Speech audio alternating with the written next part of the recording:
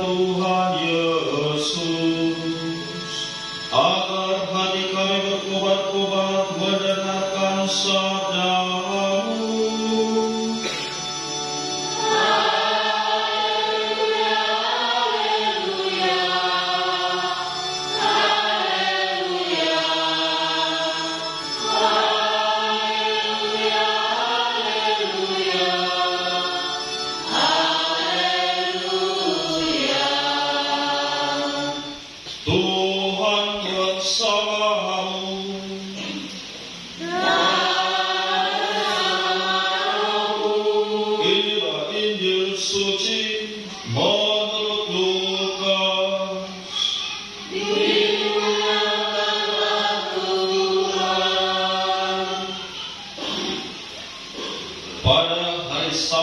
Sesudah Yesus dimakamkan, dua orang dari murid-murid Yesus pergi ke sebuah kampung yang bernama Emmaus, yang terletak kira-kira 7 mil jauhnya dari Yerusalem.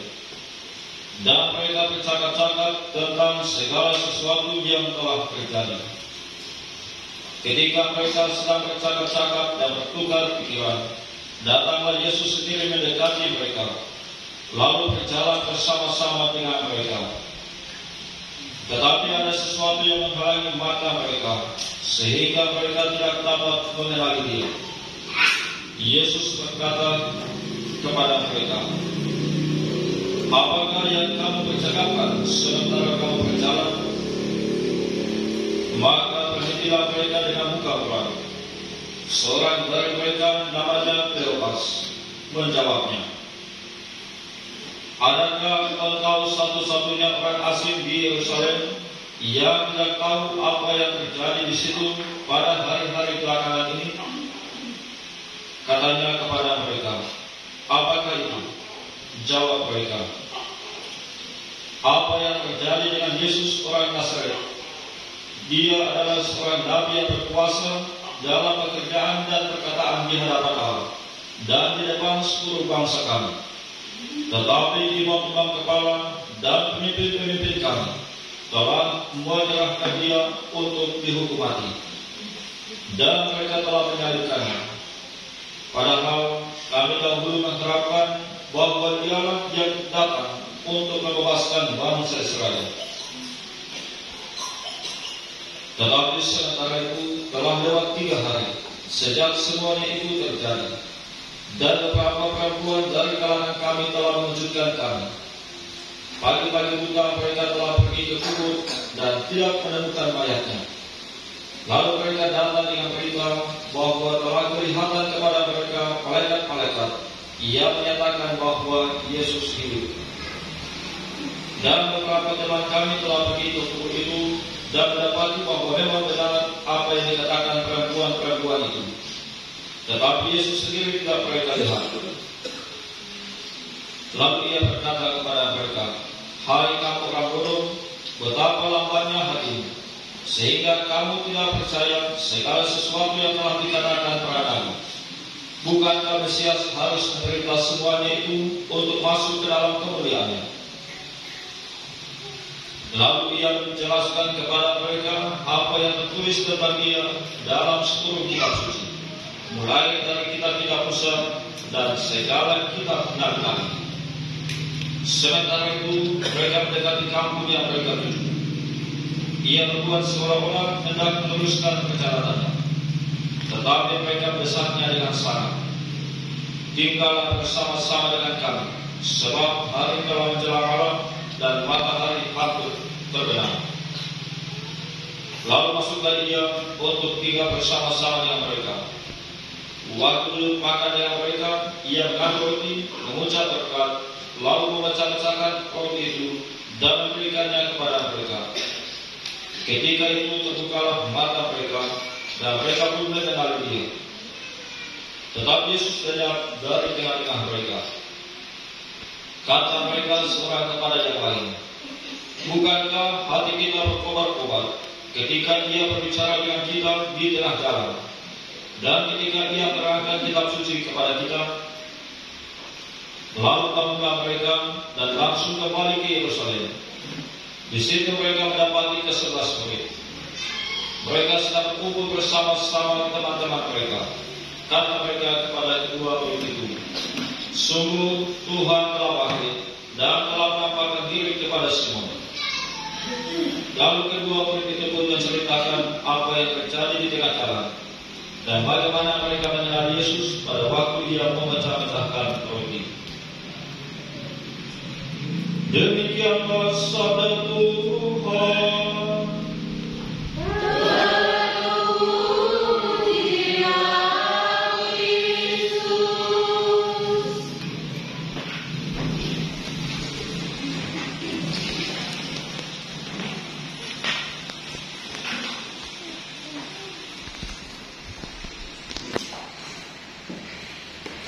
Bapak Ibu, saudara-saudara yang terkasih, dalam bacaan Injil Minggu Paskah ketiga ini kita mendengar kisah tentang dua orang dalam perjalanan ke Emmaus, dua murid Yesus yang dalam perjalanan ke Emmaus.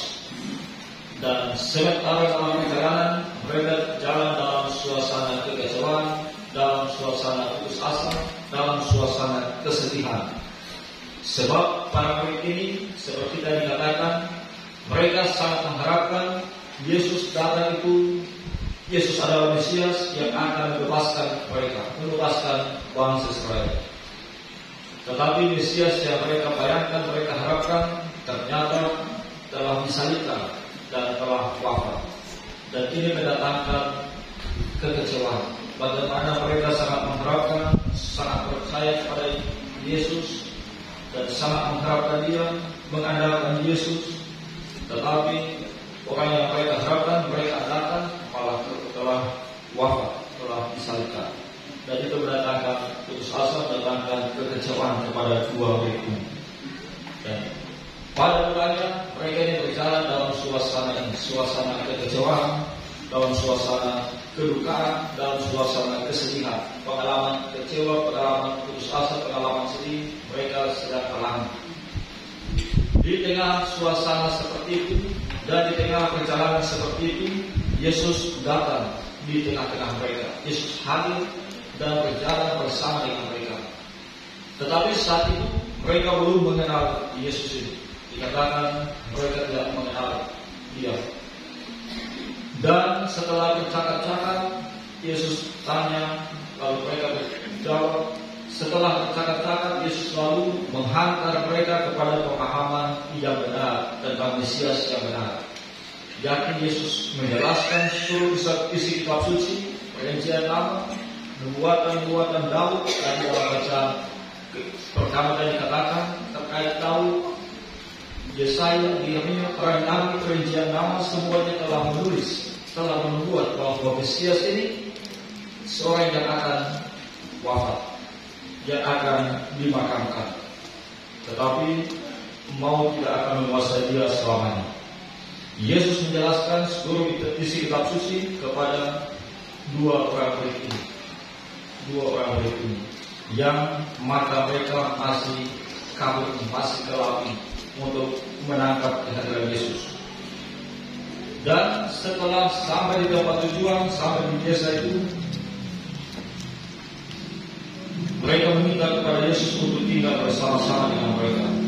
Dan pada malam itu mereka ada dalam suatu perjamuan dan dikatakan waktu makan dengan mereka, Yesus mengambil roti, mengucap berkat, lalu memecah-mecah roti itu dan memberikannya kepada mereka. Teks kitab suci yang sama yang kita dengar pada waktu malam Kamis itu, Yesus mengadakan jamuan bersama dengan para murid. Ia mengambil roti, mengucap berkat, memecah-mecahkan dan memberikan kepada para murid. Dengan itu, lalu mata mereka terbuka. Kita lihat bahwa mereka ini pada mulanya buta menangkap kehadiran Yesus. Tetapi ada dua bagian ada di sini. Bagian atau tahap pertama tentang kitab suci.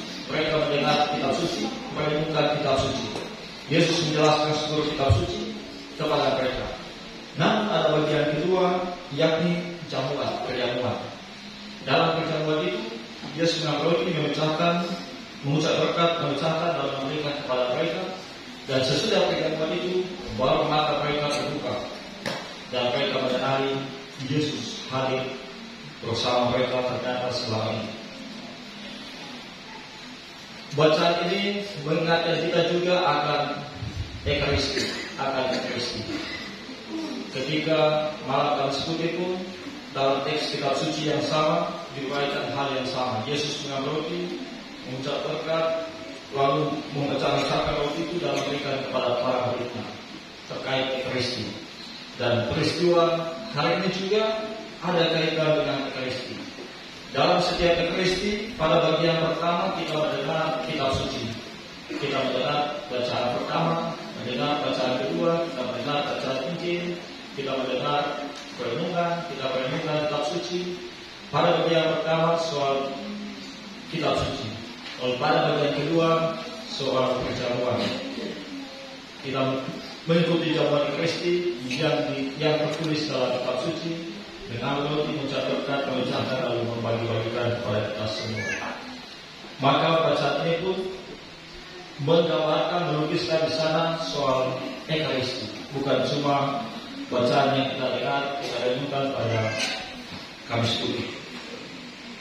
Dan sesudah maka bersama dengan para murid inilah, mata mereka menjadi terbuka dan mereka mengenali Yesus. Bapak Ibu saudara-saudara terkasih, tentu saja hal ini juga dapat kita laksanakan. Kita juga mampu untuk menangkap, melihat, menyadari kehadiran Yesus dalam perjalanan kehidupan kita. Baik sebuah perjalanan kekecewaan, sebuah perjalanan putus asa, sebuah perjalanan kegagalan, maupun menyadari, mampu melihat dan menyadari kehadiran Yesus dalam perjalanan keberhasilan, kesuksesan, maupun cita-cita.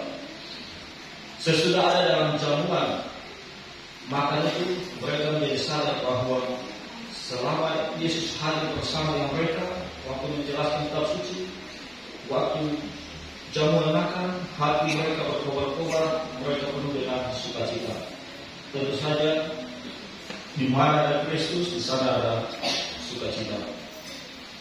Dalam doa pembukaan tadi dikatakan, kita bersyukur bahwa Kristus telah bangkit. Karena justru dengan kebangkitan Kristus, Ia hadir dan menyertai setiap orang. Dengan kebangkitannya, maka kehadirannya menebus batas ruang dan waktu. Maka setiap orang Ia hadir bersama dengan setiap orang. Dari segala zaman, orang yang hidup tahun-tahun lalu, maupun tahun akan datang, orang hidup di Roma di mana saja, menebus ruang dan waktu, Ia hadir pada pribadi setiap orang. Dan itu nampak dalam bacaan Injil tadi. Ketika mereka kembali menjumpai 11 murid, ternyata 11 murid ini yang bercerita bahwa Yesus telah datang kepada kami dan menampakkan diri kepada semua. Lalu kedua murid ini juga katakan, wah, Ia juga menampakkan diri kepada kami. Dengan kebangkitan Kristus, maka Kristus benar-benar hidup sebagai Allah, dulu hidup sebagai Allah juga, tetapi juga sebagai manusia. Benar-benar hidup sebagai Allah yang menembus batas ruang dan waktu, yang memberi peluang untuk hadir menyertai menampakkan diri pada setiap orang. Maka mari dalam perayaan ini, perayaan Kristus hari ini maupun hari-hari yang akan datang, dengan ibadat dan doa-doa kita, semoga kita diserahi Roh Kudus untuk mampu mengangkat kehadiran Yesus dalam melalui inspirasi kitab suci. Dengan kitab suci itu semoga mata kita terang untuk mampu melihat kehadirannya, dan juga semoga dengan Kristus ini dimampukan untuk menangkap kehadirannya dalam perjalanan hidup kita. Semoga Tuhan memberkati kita.